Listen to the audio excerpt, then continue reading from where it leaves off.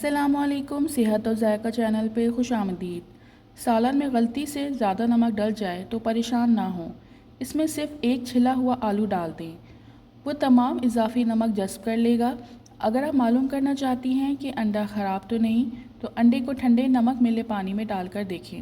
अगर वो तैरने लगे तो समझ जाएं कि अंडा ख़राब है, और अगर डूब जाए तो समझ लें कि अंडा ठीक है।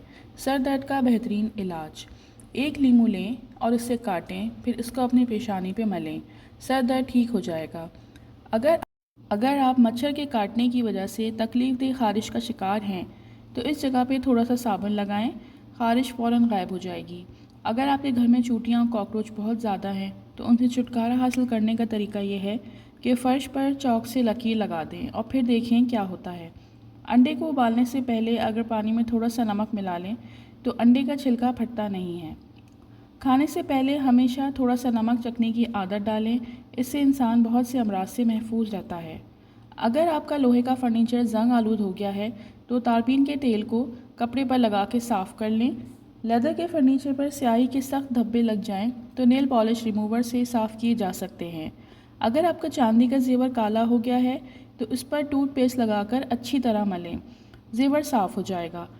अगर लीमू का रस ज़्यादा हासिल करना चाहते हैं, तो उसे कुछ देर के लिए ओवन में हल्का सा गर्म कर लें, या फिर गर्म पानी में कुछ देर के लिए रख दें।